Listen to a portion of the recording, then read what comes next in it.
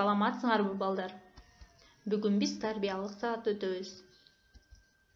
Күн нурундай жаркырап, биз көңүлдүү, биз кунак. Биздин максат, биздин иш жакшы окуп, 5 алмак.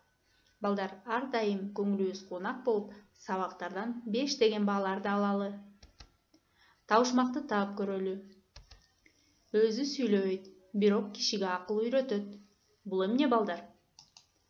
Туура, азаматсыңар. Бул китеп.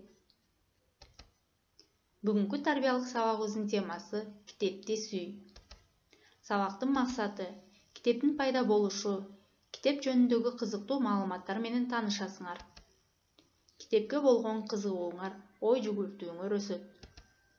Китепти таза сактоого, барктай билүүгө, китепти көп окууга тарбияланасыңар. Белгилүү болгондой, байыркы заманда оозеки сөз келечек муундарга билим берүүнүн жападан жалгыз ыкмасы болчу.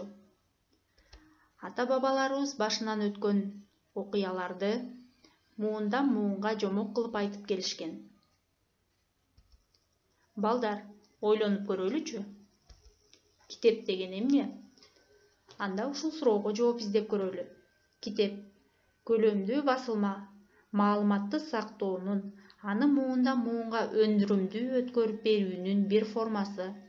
Илим-билим, маданият, адабий көркөм чыгармаларды жайылтуунун, сактоонун маанилүү каражаты. Китеп кантип пайда болгон? Бул суроого да жооп издеп көрөлү. Алгачкы китепти байыркы вавилондуктар ылайдан жасашкан. Алар жумшак ылай тактачага учтуу таякча менен өзгөчө белгилерди чийип жазышкан. Андан кийин тактачаны кургатып, отко бышырышкан. Китепти жазыш үчүн мындай жүздөгөн таштан жана чоподон жасалган 1000 деген плиткалар керек болчу. Жана аны китепканада эле окуу мүмкүнчүлүгү болгон. Себеби аларды көтөрүп кетүү оордукка турган жана сындырып алуу коркунучу болгон. Ал эми Кытайда алгачкы китептер бекем жипке капталып өткөрүлгөн жука бамбук тактачалар түрүндө болгон. Кийинчерээк кытайлыктар кыл калемди тушкам алып жибекке жазышкан. Ал эми байыркы Египетте папируска жазышкан. Папирус ыраңдар тукумундагы көп жылдык чөп өсүмдүк. 3 кырдуу калың жалбырагы түбүнөн өсүп чыгат жана сууларда өсөт. Анын сабагынан ичке тилмече сыяктуу кесип, килейлеп жана күнгө кургатуу менен китептин барактарын жасашчу. Пергами шаарында пергамент ойлоп табышкан. Кийинчерээк кой, эчки, музоонун терилерин ийилеп, териден пергамент жасап, ошого жаза башташкан. Бир китеп жазуу үчүн бир нече малдын териси кеткен.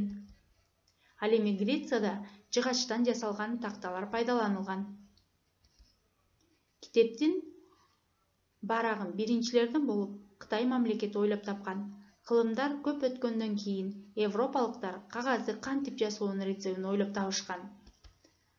Биринчи жолу басылып чыккан китепти Германияда пайда болгон басып чыгаруу заманбап жолу немис Йоган Гутенберг ойлоп чыгарган.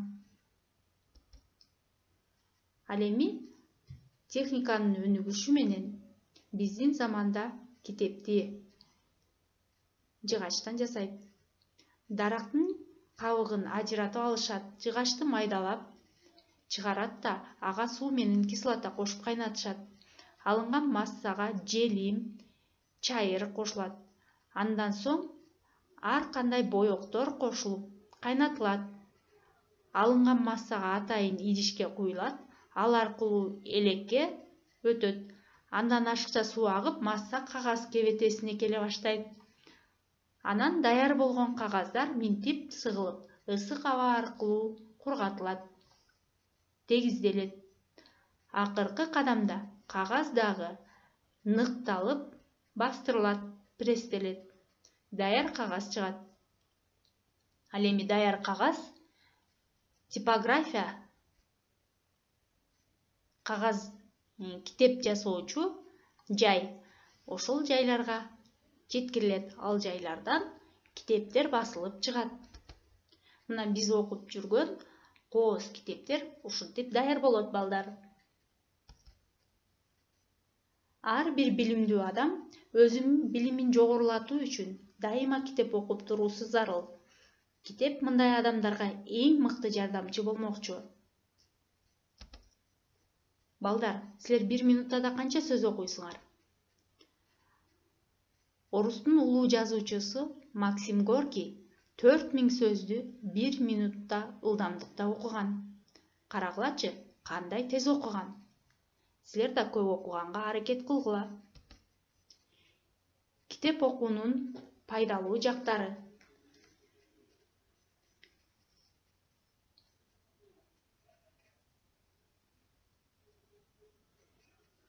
Ой жүгүртүүнү жогорулатат. Биз канчалык көбүрөөк китеп окуган сайын, эмне деген идеяны бергиси келген деп ойлонуп, ой жүгүртүүбүз өнүгө баштайт. Стресстен арылууга жардам берет. Сөз байлыгын көбөйтөт. Ар түрдүү жанрдагы китептерди окуу менен сөз байлыгың көбөйүп, билимдүү боло аласың. Өзүңө ишенген адам болууга жардам берет. Адамдар менен сүйлөшүп жатканда, түрдүү темаларда сүйлөшкөнгө мүмкүнчүлүк берип, өзүңдү эркин алып жүрөсүң. Чыгармачыл адам боло аласың. Китептерден көп идеяларды алып, жашоодо аларды ишке ашыра аласың. Уйкуңду жакшыртат. Уктар алдында дайыма окуп жүрсөңүз, организм көнүп, окуу баштаганда эле уйкуга даярданып, тынч эс аласыз. Эс тутум жакшырат. Китеп окуганда чыгарманы түшүнүү үчүн көп нерсени эске тутуп, логиканы иштетиш керек. Көңүл койгонду үйрөтөт.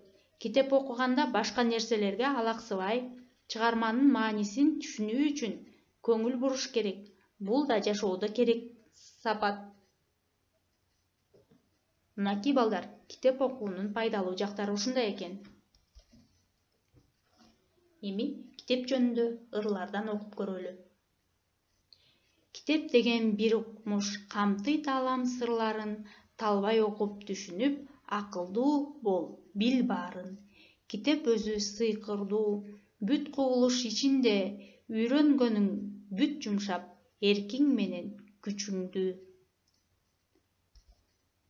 Китепти сүй. Китепти сүй, баркын бил, китептин көп акылы. Ким китепке дос болсо, ал ошонун жакыны. Сүттөй таза тилеги, деңиздей кең талабы, көктөй тунук акыйкат, анын ар бир барагы. Таалайдын жолун көрсөтүп, чакырып турат келчи деп. Арамдыктан тазалап, жакшылыкка ээрчитет. Ошондуктан баркын бил, кирдебесин бир чети, айрып жазып булгабай, жакшы сакта китепти. Кана балдар, эми китепке класстер түзүп көрөлүчү. Китеп. Барктайбыз, азаматсыңар. Китеп кооз. Китепти окуйбуз. Китепти сатып алабыз. Китеп жасалат.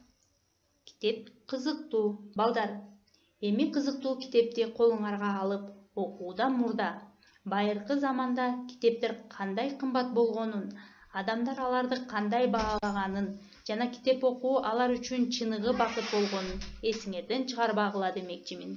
Силер дагы китепти көп окуп, акылыңарга акыл кошуп, билимиңерге билим кошуп